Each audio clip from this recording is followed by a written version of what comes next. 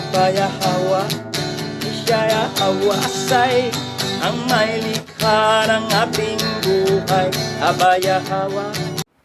Bawa kwartawab abay hawa. Kal halal hawad abay hawa alhayam. Basa masyayak ti hawasay. Basam raw kakadas. Kwam yasharala elda oper Maharlika Philippines. Tawada abay hawa. Yaman. Ngayon, ang topic natin ngayon, ito po, from the original ancient Hebrew, Holy Scripture, Matthew chapter 25, verse 1 to 46 will be our study. Nakaraang Sabat, Matthew chapter 24. Ngayon, Matthew chapter 25. Ito ang nakasulat sa Holy Scripture, sa original ancient Hebrew Bible o Aramaic. Yan ang nakasulat. Karamihan kasi, yung mga ngaral, ang kanilang natutunan doon sa Bible na product by Vatican Canon Law na ginawa nilang 66 book. That is very, very lie Bible. Isang malaking kasinungalingan na Biblia. Ngayon, dito tayo sa totoo. Original ancient Hebrew o Holy Scripture. Ngayon, tuloy tayo. Basa.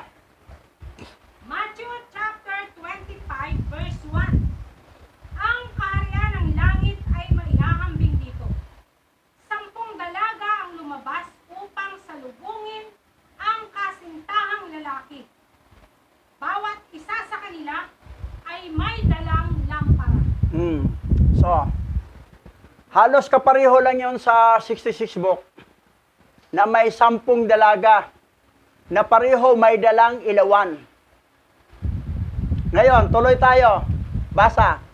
Matthew chapter 25 verse 2. 5 sa kanila ay hangal at 5 ay matalino. So, nahati ang 10. Divided into 2. 5 hangal. Another 5 matalino. Saan kayo? Sa hangal o sa matalino? Siyempre, matalino ang gusto ha. Pero tingnan natin mga ginawa natin. Baka ang ginagawa natin, ginagawa sa mga hangal. Matatamaan naman sa sermon ko. Dahil ako, bobanat talaga ako. Kung kaya personalin ko talagang tao na to. Tulad na karaan, bubog sarados Pastor Nel sa akin. Basa. Matthew chapter 25 verse 3. Dinala ng mga hangal ang kanilang mga ilawan. Ngunit hindi sila nagdala ng langis. Ito yung karakteristik ng hangal. May ilawan dala, pero walang dalang reserbang langis. Ilawan lang. Kung anong laman doon sa ilawan, nga langis, doon lang rin. Yun lang. Walang reserba. Tingnan mo matalino. Ano ang matalino? Basa. Basa. Matthew chapter 25 verse 4. Ang 5 matatalinong babae ay nagdala ng langis. Bukod pa sa mayroon sila sa kanilang mga ilawan. Yan ang matalino. May dalang reserba. May langis sila na reserba, ilawan. Sa ilawan, may langis din. Pag in case na maubos yung langis, mayroon pa silang ilangis na ilagay sa ilawan para tuloy-tuloy ang ilaw. Yan ang matalino. Ang mangmang, wala hanggang doon lang siya Hindi nga ginamit ang dito. Ang ginamit dito, ginamit. Tuloy. Matthew chapter 25 verse 5. Naantala ang pagdating ng nobyo, kaya nakatulog sila at nakatulog habang naghihintay. Naantala. Nobyo, isa lang yon. Pero 10 ang mapangasawa. Dapat. Bride. Ngayon, ang nangyari, tuloy. Matthew chapter 25 verse 6. Ngunit sa hating gabi ay may sumigaw. Narito ang kasintahang lalaki. Lumabas ka upang salubungin siya. Hating gabi na. Dumating ang nobyo ng lalaki. Lumabas. Salubungin ninyo. Ngayon, ito naman kasunod nangyari. Basa. Matthew chapter 25 verse 7. Kagad na bumangon ang 10 dalaga at inayos ang kanilang mga ilawan. Inayos ang ilawan sa 10 dalaga. Nandyan ang nobyo Kasi pakasalan na silang 10. Kaya tuloy. Matthew chapter 25 verse 8. Sinabi ng mga mangmang sa matatalino, bigyan mo kami ng langis, sapagkat malapit nang mamatay ang aming mga ilawan. Yan. Walang reserba. Walang reserba kasi hindi ginamit ang dito. Ang ginamit ito. Ano kayo, siniswerte? Naalaala ko yung kwento Sabi ng doktor, kayong mga sa mental hospital, pag makasagot kayo, makalabas na kayo, sabi niya, ano to? Bibig. Sige, labas ka na. Ano to? Mata. Ito, ano to? Bibig. Hindi, balik ka. Baliw ka pa. Ano to? Tainga. Okay. Ito. Ilong. Balik. Tapos yung isa naman, ano to? Bibig. Ano to? Ilong. Ano to? Mata. Ano to? Tainga. Aba, matalino ka ha? Nagyabang ang isang baliw. Dok, ginamit kong dito Ano yan? Ang galing ha? Ano to? Puwit. Balik. Hindi ka pa gamit daw nila dito. Ano yan? Puwit. So, yan nangyari. Instead dito ginamit, ang puwit pala. Tuloy tayo. Ano na yan? Patawa lang niya. Tuloy. Matthew chapter 25 verse 9. Dadapot sumagot ang mga pantas na nagsabi, hindi, baka hindi magkasya sa amin at sa inyo. Kundi, pumunta kayo sa mga nagtitinda at bumili kayo ng para sa inyong sarili. Yan. Sabi na matalino, hindi ito magkasya. Punta kayo sa tindahan, bumili kayo para sa inyong sarili. Kasi hindi sila nagdala ng reserba. Nagawa pa rin ka Yan ang nangyari. Ngayon tuloy. Basa. Matthew chapter 25 verse 10. Kaya pumunta ang 5 hangal na dalaga. Habang namimili sila, dumating ang nobyo. Sumama sa kanya ang 5 handa sa kasalan at isinara ang pinto. Yan. Ang 5 lang nakapasok kasi ang 5 nandoon pa sindahan. Pagkatapos, sinirado ng pinto. Ngayon, anong sunod pangyayari? Matthew chapter 25 verse 11. Nang magkagayon dumating ang 5 hangal na dalaga na nagsasabi, Sir, papasukin mo kami. Sigaw nila. Yan. Anong sagot ng nagbantay sa pintuan? Matthew chapter 25 verse 12. Dadapot siya'y sumagot at nagsabi, katotohanang sinasabi ko sa inyo, na hindi kayo makapapasok sapagkat wala kayo roon sa tamang panahon nang dumating ang inyong kasintahang lalaki. So, hindi makapasok ang hangal kasi hindi sila dumating sa tamang panahon noong dumating ang kanilang kasintahang lalaki. Yan nangyari. Ngayon, ibalik niya sa totoong nangyari. Basa. Matthew chapter 25 verse 13. At sinabi ni Yahweh sa kanila, dapat kayong laging maging handa sa paglakad sa kautusan, sapagkat hindi ninyo alam ang araw o ang oras ng aking pagbabalik. Ito na ang conclusion niya. Ito ang pinakapunto. Ang matalino, laging naglalakad sa kautusan. Ang hangal, hindi. At sinabi ni Hawashai sa kanila. Dapat kayo laging maging handa sa paglakad sa kautusan. Sapagkat hindi ninyo alam ang araw, ang oras ng aking pagbabalik. Pareho manampalataya. Di muna ako magsimba, bahala naman kayo. Kautusan yan ha, huwag kaligtaan ng pagdalo. Pero hindi muna ako. Pag ganyan ka, absinot, hindi marunong sumunod sa Torah, you mean to say, you are belong sa mga hangal. Ang matalino, laging handa yan, sumusunod. Oh. Dapat kayo laging maging handa sa paglakad sa kautusan. Sapagkat hindi ninyo alam ang araw o ang oras ng aking pagbabalik. Too much confidence. Nandyan naman eh. Importante ko may lakad, may pay-out pa naman doon eh. Sa 1,000 na yan, pero ano, sige kayo, pay-out kayo. Ang iba naman, may importanteng lakad ako. Bakit hindi ba kaya sa ibang araw? From Sunday to Friday, araw natin lahat yan. Pagdating ng Sabat, ilang oras lang ngayon, pero hindi mo ibigay kasi pupunta ka pa sa iba. So, lubag na sa Torah. Yung kautusan na sinabi, huwag kaligtaan ang pagdalo. Lalo nang malapit na babalik si Yahweh. Literal po yan. Pero masyadong, okay lang, okay. Mga hangal. Ngayon, ano mangyari sa mga hangal? Basa. Matthew chapter 25 verse 14.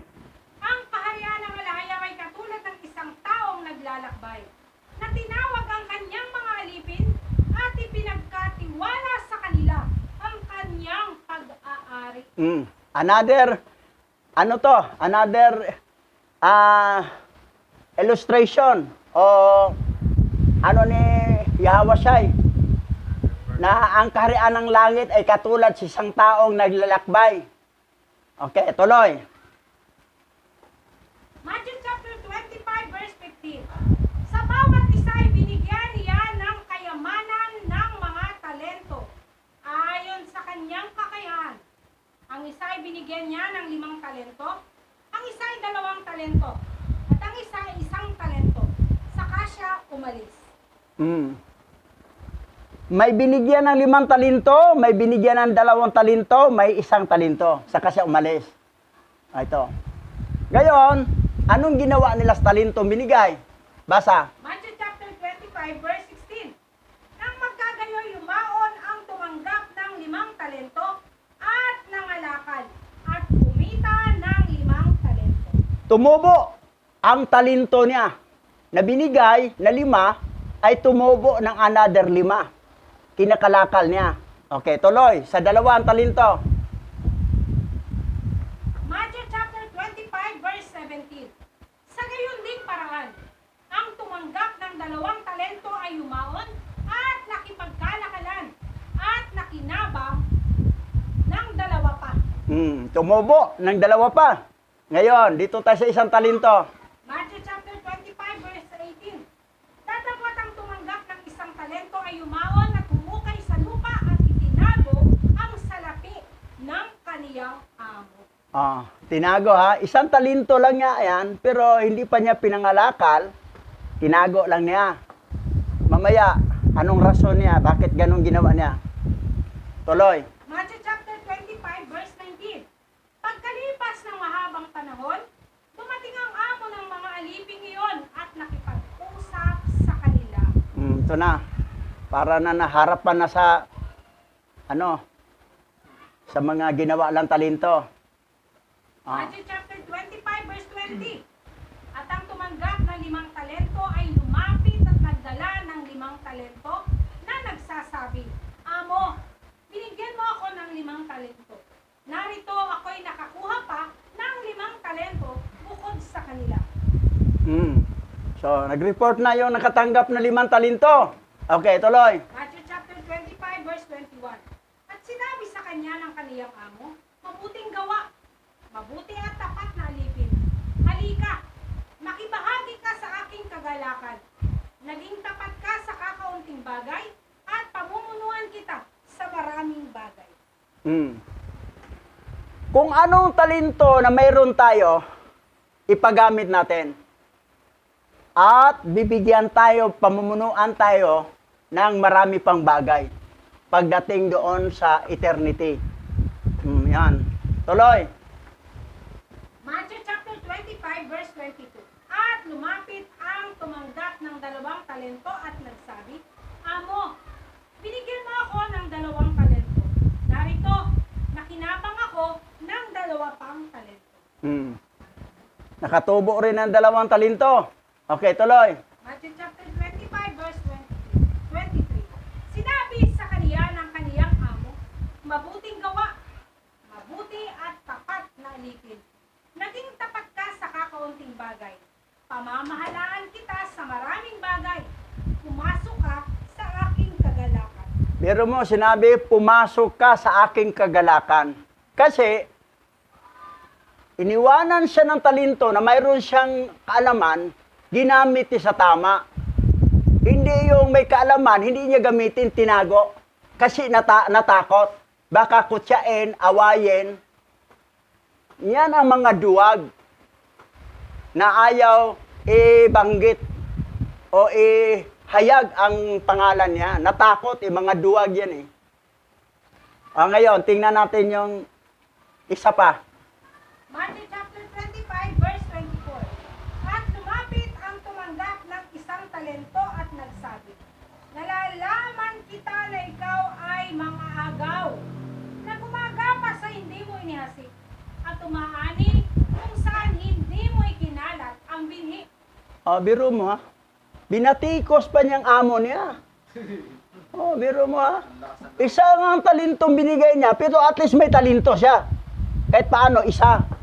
Pero ito pa ha, sabi niya, nagsabi, nalalaman kita na ikaw ay mga agaw, gumagapar sa hindi mo inihasik, at umaani kung saan hindi mo ikinalat ang binhi.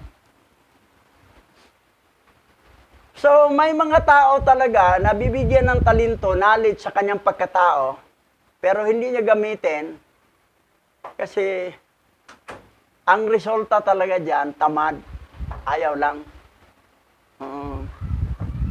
Tuloy. Matthew chapter 25 verse 25. At ako'y natakot at ako'y yumaon at itinago ang talentong ibinigay mo sa akin sa lupa. At narito, aking isasauli sa iyo ang talentong ito. So, ang ginawa niya, nilibing lang siya, tinago niya sa lupa. Danger nga kung anong talentong mayroon ka na binigay sa'yo na hindi mo, nakinig dito, huwag magpituan dyan. Kita ka sa kamera. Isa rin yung pasaway. Alam mo naman na maninirmon ako, kahit ganyan lang, sirmonan kayo. Dito tayo nakapokus, kita ka niya hawa eh. Ako lang, sinabi ko lang, para na hindi ako sumbatan. Ikaw, pinabayaan mo lang yung katiwala ko sa'yo. Yan ang talentong binigay ko sa'yo, pero nagpabaya ka. Matulad ako dito. Masaktan, basta anong totoo. Anong dapat sabihin. Hindi pasaway. Sabi na, at ako'y natakot, at ako'y yumaon, at itinago ang talentong ibinigay mo sa akin sa lupa. At narito, aking isasauli sa iyo ang talentong ito. So, yan ang katuwiran sa nakatanggap ng isang talento. Ngayon, basa. Matthew chapter 25 verse 26. Sumagot ang kaniyang amo at sinabi sa kaniya, ikaw na masama at tamad na alipin. Alam mong inaani ko ang hindi ko inihasik at gumagapas ako ang nang hindi ko itinanim.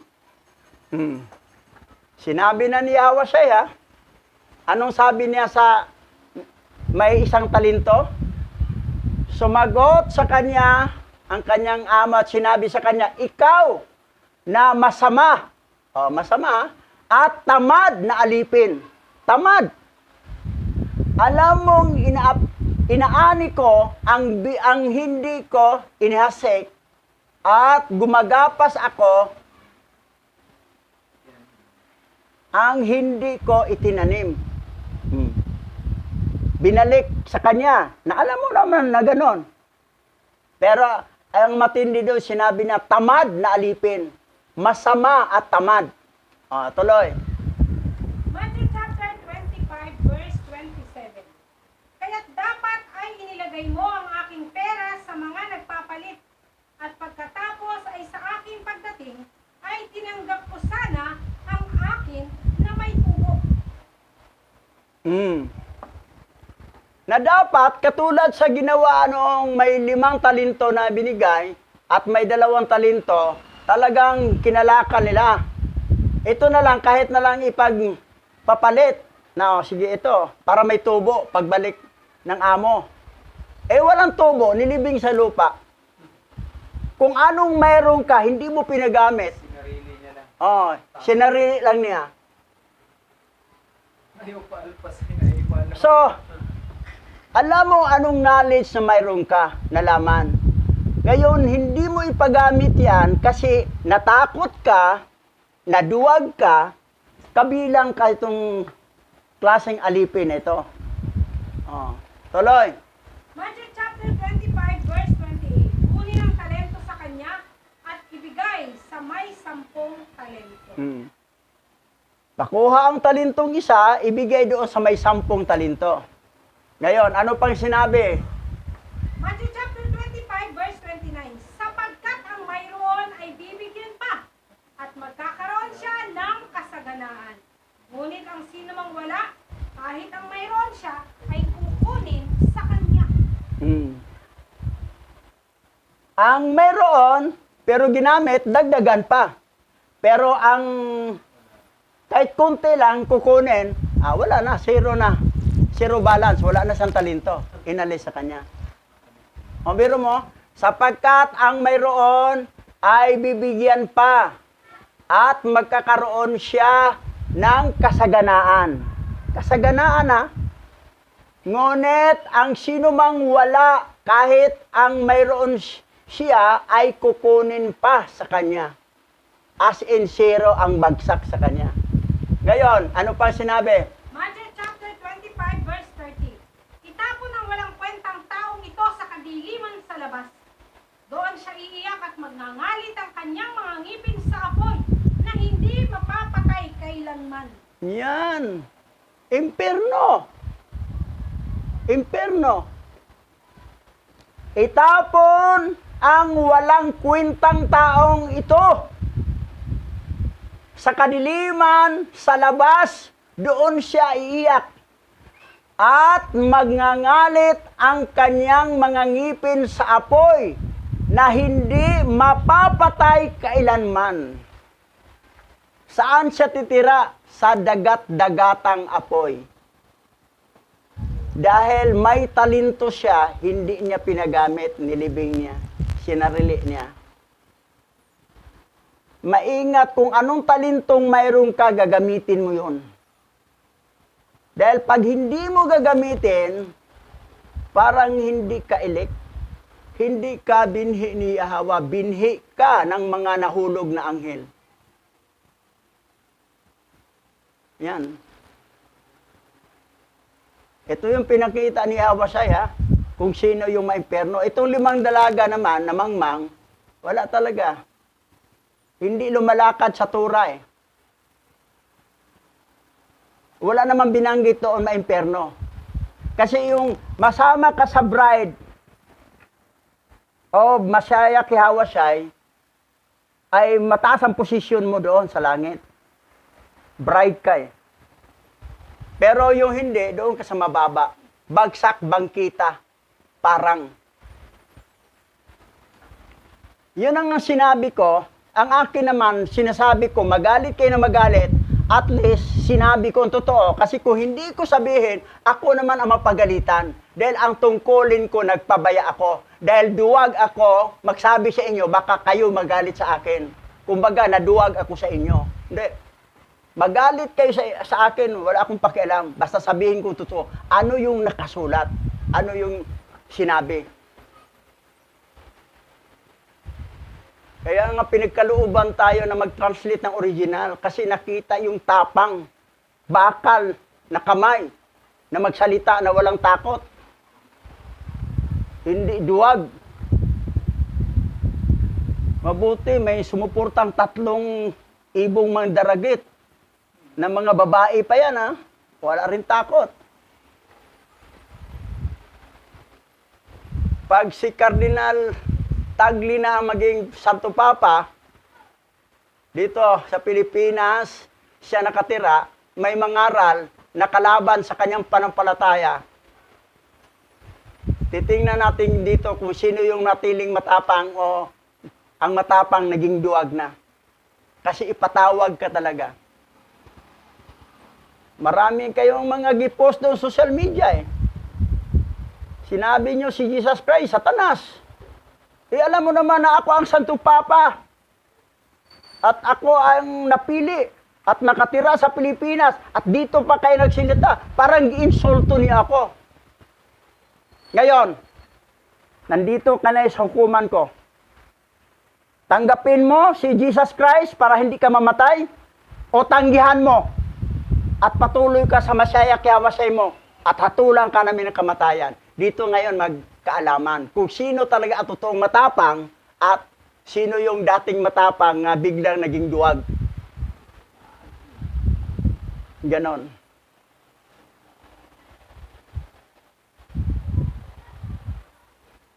Patay kung patay, mas masarap kasing namatay ka sa paglaban mo sa pangalan niya kaysa namatay ka sa aksidente o namatay ka sa sakit, sa katandaan.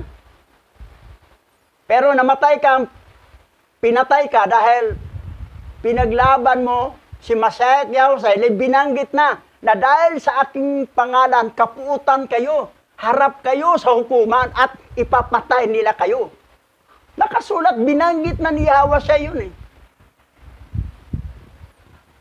Ngayon, dito natin malalaman kung sino yung totoong matapang o ang matapang bigla lang maging duwag. Eh ngayon na nga, duwag na. Pagdating ng panahon, lalong maduwag yan sila.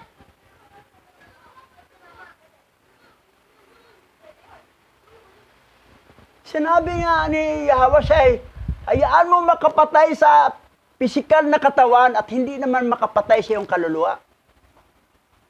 Physical body lang ang mapatay nila sa iyo. Ang kaluluwa mo, ang kaluluwa natin hindi nila mapatay. O, tuloy tayo. Basa. Matthew chapter 25 verse 31. Pagbalik ko bilang hari, kasama ng lahat ng anghel, uupo ako sa aking trono ng kaluwalhatian. Ito pagbalik ni Yahusay dito na yon sa after resurrection na to. After resurrection na to siya. Kasi yung pagbalik niya sa alapaap lang siya eh. Pero ito, after resurrection din na to. Ngayon, tuloy tayo. Matthew chapter 25 verse 32. Aking titipunin ang lahat ng mga tao sa harap ko at ihiwalay ko sila sa isa't isa. Gaya ng paghiwalay ng pastor sa kaniyang mga tupa sa kaniyang mga kambing. Tandaan ninyo ha, ang pagbalik ni Yahusay, after resurrection to, sa mga buhay at sa mga patay. Pansinin mo ang context niya. Sa aking titipunin ang lahat ng mga tao sa harapan ko. Lahat ng mga tao. At ihiwalay ko sila sa isa't isa. Gaya ng paghiwalay ng pastor sa kanyang mga tupa, sa kanyang mga kambing. Nandoon na lahat. Lahat ng tao na yan Ngayon, ano pang sunod nangyari? Basa. Matthew chapter 25 verse 33. Inilalagay ko sa aking kanan ang mga tupa, sila ang binhi ni Yahweh, at sa aking kaliwa ang mga kambing. Sila ang binhi ng mga nahulog na anghel. Pakinggan ninyo ha, kayong mga believer ni Yahweh, tapos ang akalain nyo, bubalik talaga physical body si Yahweh, itong planet Earth nito. Wala, gunaw na to eh. Itong Resurrection Day, bubuhayin lahat ng patay at ang buhay biglang mapalitan ng glorified body. At ito, haharap at ihatiin ni Yahweh Shai sa dalawa. Bandang kanan, ang mga tupa na binhi ni Yahweh. At bandang kaliwa, ang mga kambing na binhi ng mga nahulog na anghel. Ito po nakasulat sa original Bible. Dahil hindi ito tinanggal nila itong nahulog na anghel, binhi ng nahulog na anghel, saka binhi ni Yahweh, tinanggal nila eh. Pero sa original, ito ang nakasulat. Ngayon, ang bandang right, mga tupa ang tawag. Sila ang binhi ni Yahweh. Ang bandang kaliwa, na mga parang mga kambing, sila ang binhi ng mga nahulog na anghel.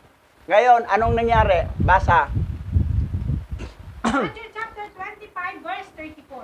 Kung magkagayoy, sasabihin ko sa mga nasa aking kanan, halika, kayong mga pinagpala ni Yahweh, manahin ninyo ang kaharian na inihanda para sa inyo bago pa ang pagkakatatag ng sanlibutan.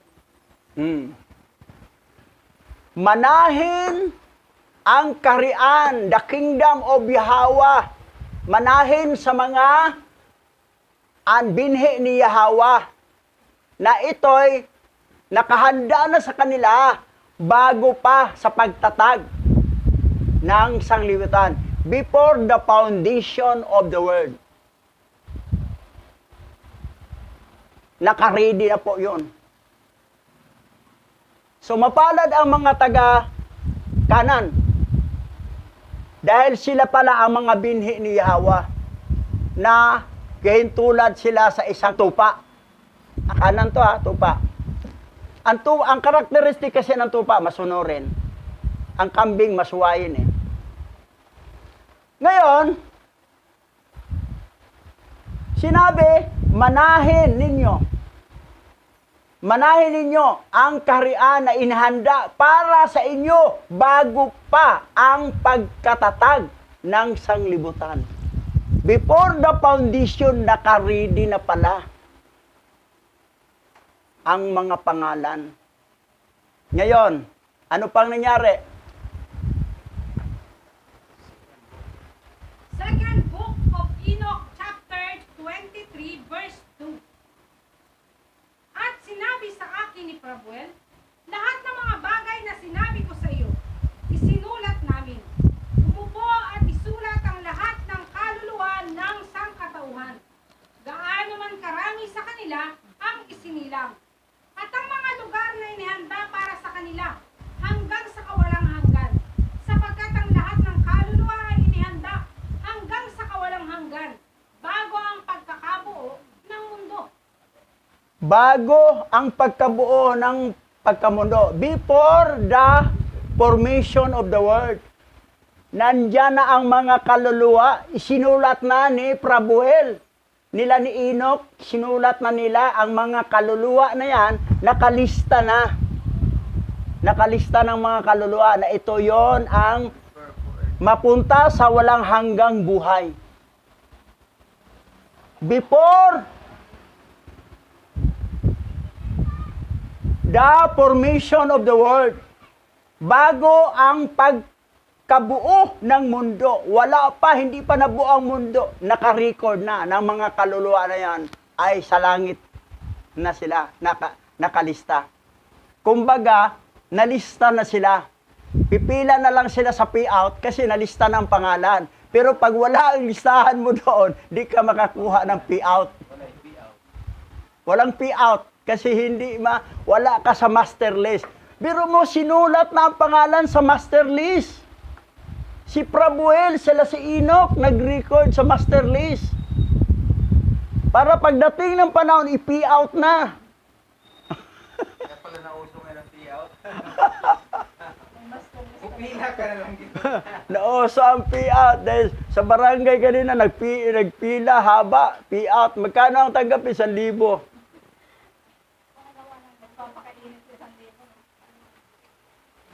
Pakana naman ni tambalos-los yan eh. Tsaka ni Bangag eh.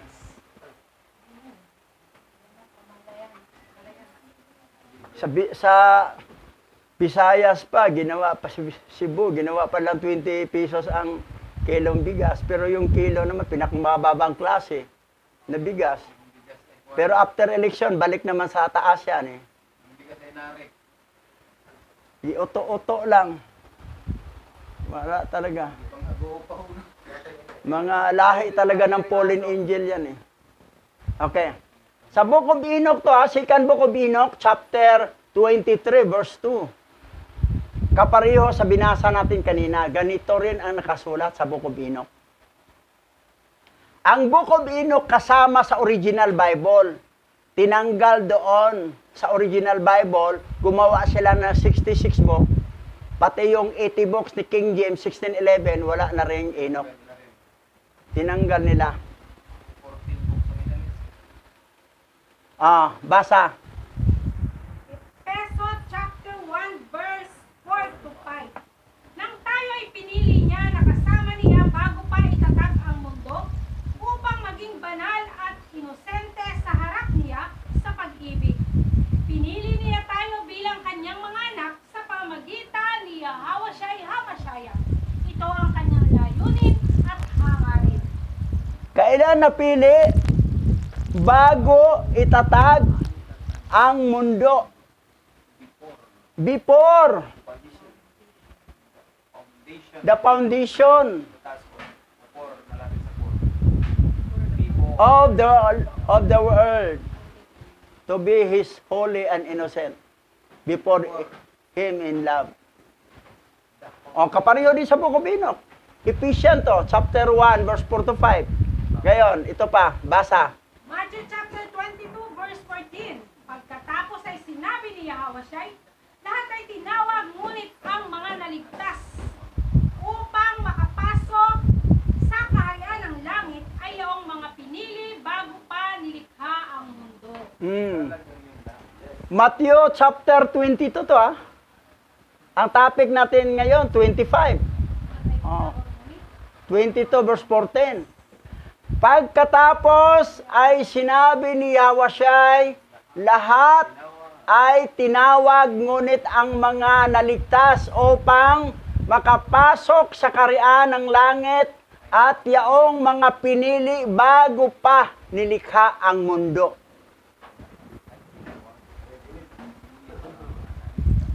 Bago pa nilikha ang mundo. Para maligtas siguro. Hmm. Para mali yung grammar. Mali yung grammar. Yan ang lumabas ng Google eh. Pagkatapos ay sinabi ni Hawashai, lahat ay tinawag, ngunit ang mga naligtas upang makapasok sa kaharian ng langit at yaong mga pinili bago pa nilikha ang mundo. Sa English, dito tayo ha. Then Yahweh said, all are called, but those who are saved to enter the kingdom of Yung heaven mga naligtas ang makakapasok. are those who were chosen before the world was created. Tinawag lahat, pero mayroon talagang pinili. Naligtas lang ay yung May pinili lang na yung naka-record na ang pangalan before the foundation of the world. Tama ang Google Translator o mali? ito lang Tagalog medyo. Pagkatapos ay sinabi ni Yahweh, lahat ay tinawag. Lahat naman tinawag. Ngunit ang mga naligtas upang makapasok sa kaharian ng langit. Dapat ngunit ang mga naligtas lamang ang makapasok sa kaharian ng langit. Hindi upang. May lamang ba dito? Dapat Sa ganun- English? Dapat gano'n ang Tagalog. Those who are saved. Yaong mga pinili bago pa But those who nilikha are ang saved, mundo. lamang yan. But those who are Minsan kasi ang Google Translator, pag medyo marumi na, Hindi na may ayos yun eh. Kailangan laging linis-linis talaga. Those who are. Basa. Matthew chapter 25 verse 35. Sapagkat ako ay nagutom at ako'y inyong binigyan ng pagkain, ako'y nauhaw at ako'y inyong pinainom. Ako'y naging isang dayuhan at inyong tinanggap sa inyong tahanan. Yan ang sinabi niya doon, bandang kanan ha. Mga tupa. Tuloy. Matthew chapter 25 verse 36. Ako ay hubad at binihisan ninyo ako. Ako ay may sakit at dinalaw ninyo ako. Ako ay nasa bilangguan at kayo ay lumapit sa akin. Yan ang karakteristik ng nasa bandang kanan, yung mga tupa. Tuloy. Matthew chapter 25 verse 37. At sasagot ang nasa kanan, Yahawa, kailan ka namin nakitang nagutom at pinakain ka? O nauuhaw at pinainom ka namin? Yan. Kasi, iba talaga ang karakter sa mga binhi ni Yahweh kaysa binhi ng fallen angel. Tuloy tayo. Matthew chapter 25 verse 38. Kailan ka naging dayuhan at pinatuloy ka namin?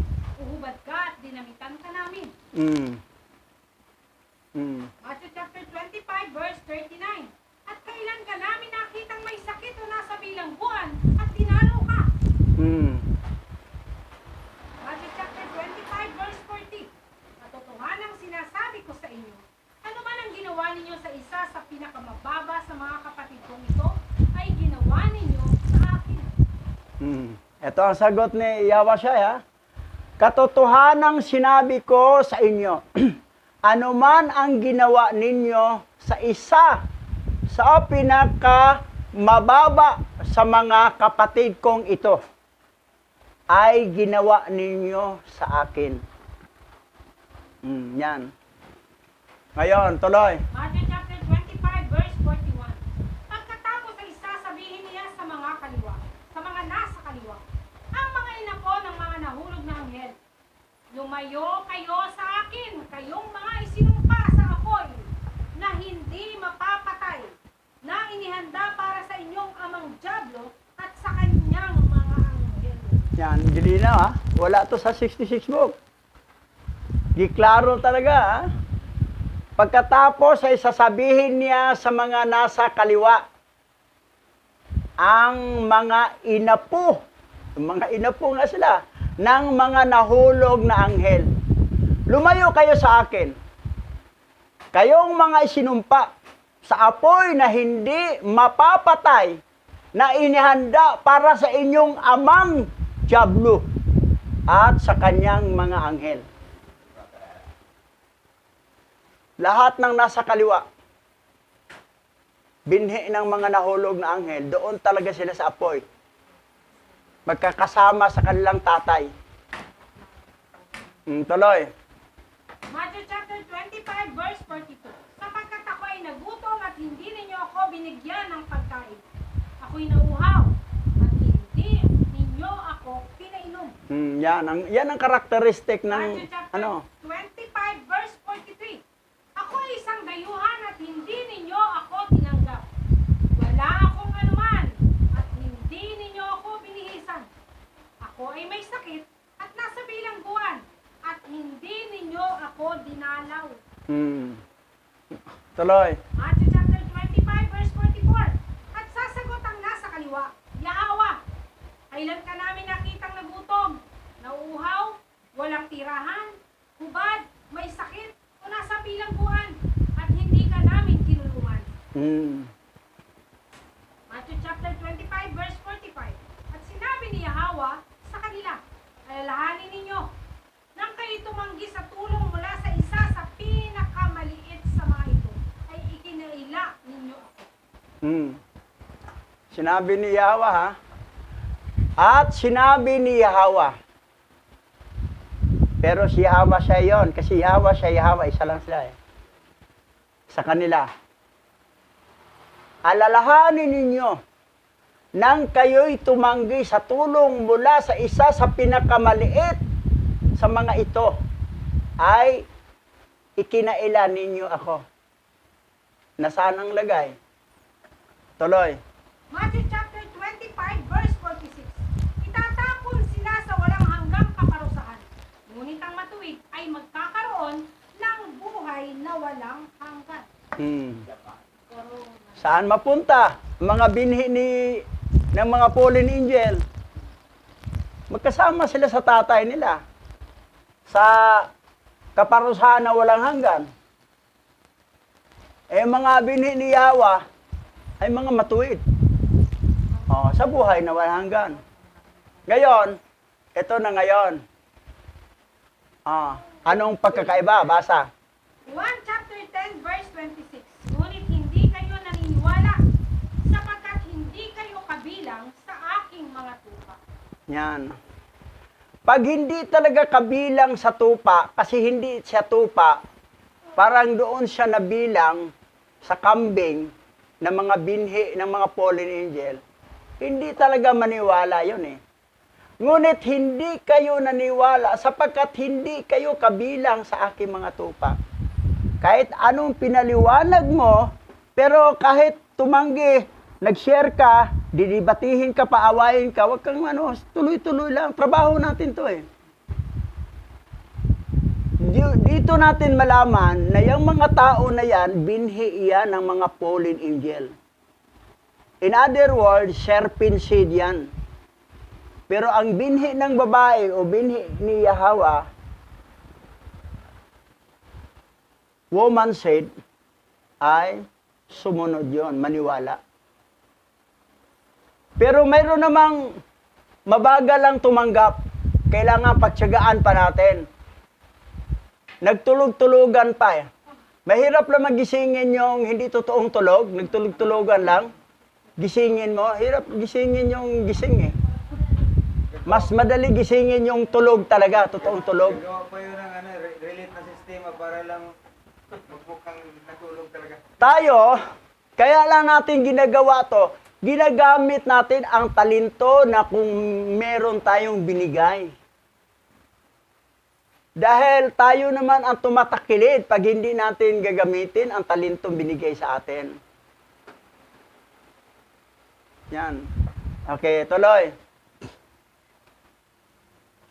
1 chapter 10 verse 27. Ang aking mga tupa ay nakikinig sa akin. Kilala ko sila at susundin nila ang utos ko. Ang palatandaan talaga ng tupa, ang aking mga tupa ay nakikinig sa akin. Kilala ko sila at sumusunod sila sa utos ko. Ngayon, itong hindi sumusunod, kaduda-duda ka. Baka hindi ka bandang kanan sa mga tupa, baka bandang kaliwa ka sa kambing.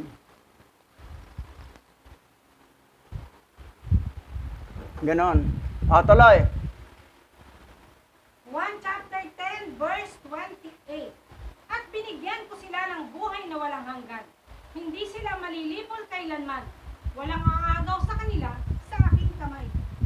Yan ang garantiya sa tupa. Never lost salvation sa mga tupa. Kahit kailanman ang mga kambing, di talaga save yun dahil binhi ng fallen angel yan. Ang binhi ni Yahweh, sabi rito, ay nakikinig, at binigyan ko sila ng buhay na walang hanggan. Hindi sila malilipol kailanman. Walang makakaagaw sa kanila sa aking mga kamay. Dito lang magtalo sa reward.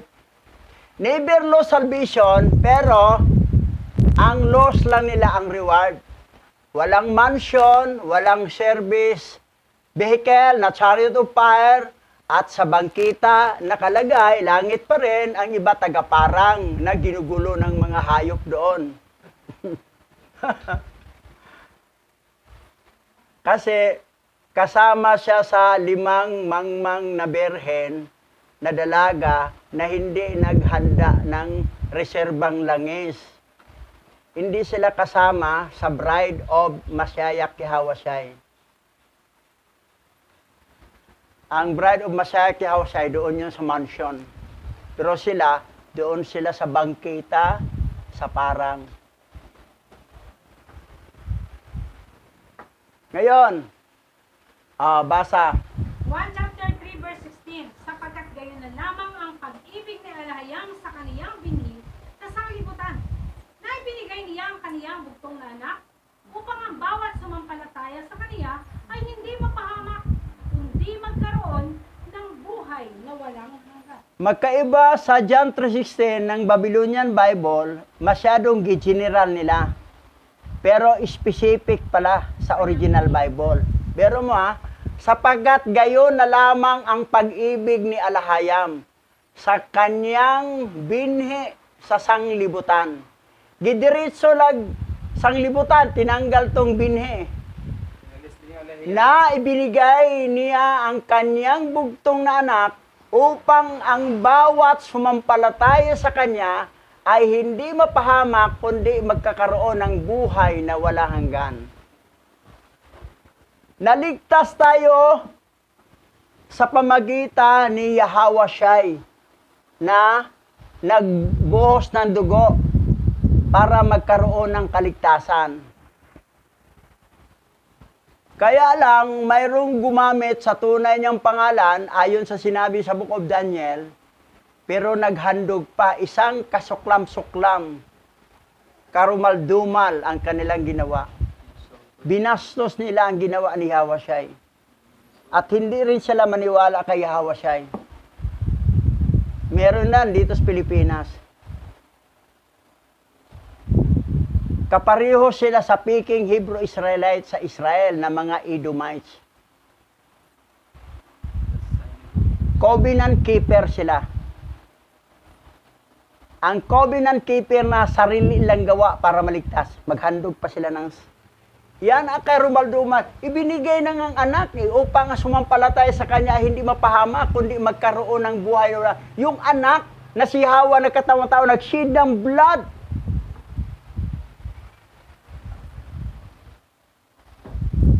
So, madaling salita, yung mga tao na yan ay hindi totoong elect yan. Mga binhi pa rin ng fallen angel yan. Pero nagamit sa totoong pangalan yan eh. Nakakalungkot.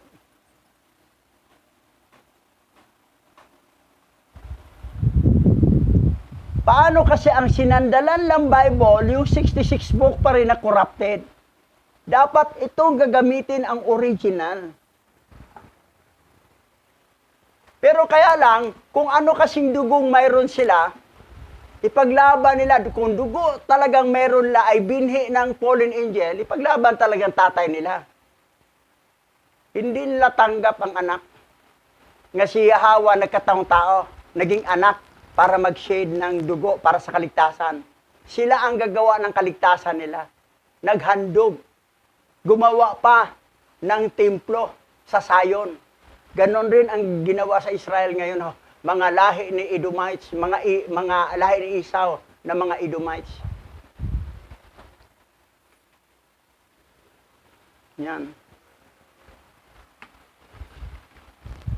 So, ngayon, mas doon tayo maniniwala sa original Bible. Mayroon nga sa Ethiopia at binayaan tayo dito sa silangan. Pero dito rin sa silangan, ang ginamit rin ni Satanas. Gagamit din, kunwari sa pangalan ni Yahweh. At pinaglaban ninyo ang yung panampalatayang mali, kinukontra nyo, hindi nyo tanggap si Yahweh Shai, Yahweh lang talaga kayo, ang kaligtasan nyo ay covenant keeper, bahala kayo. Sinabi ng Book of Daniel, ay isang kasuklam-suklam. After 3.5 years, ipatigil ang kanilang handog. Yun ang mangyayari. So, dito tayo nagtapos. Dadako tayo sa panalangin, Pastor Richard. O aming Yahweh, ang karangalan ay para sa iyo. Salamat sa mga reminder sa amin sa panahon na ito, kung paano mo inihayag ang iyong mga salita at ang iyong banal na pangalan upang lubos na maintindihan ng mga remnant na nagkalat sa apat na sulok ng lupa. O aming Yahweh, sa araw na ito, ang patuloy na pagkakilala sa iyo at ang higit na mas malalim na relasyon, pagsunod sa iyong kalooban, ang patuloy na daanan at lakaran ng lahat ng iyong mga anak. At pagpalain mo po sila sa kanilang paglakad sa iyong pangalan at sa iyong salita. At patuloy na dalhan mo sila ng kalakasan ng kalooban upang sa anumang hamon na kanilang haharapin sa mga ordinaryong tao na mga walang alam, handa sila na maipakilala ka at ipahayag ang kaalaman na nagmumula sa iyo. O Yahweh, patuloy naming itinataas ang iyong banal na pangalan at tangi naming kahilingan.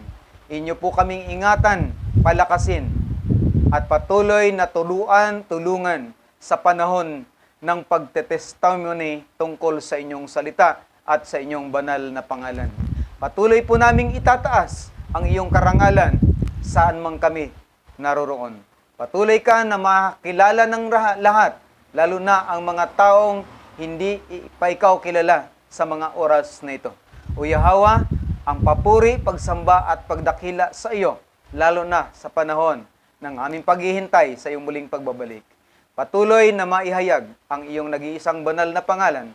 Ang karangalan ay para lamang sa iyo sa pamamagitan ni Masayak Yahawasyai at ng banal na raw kakadas. Yaman.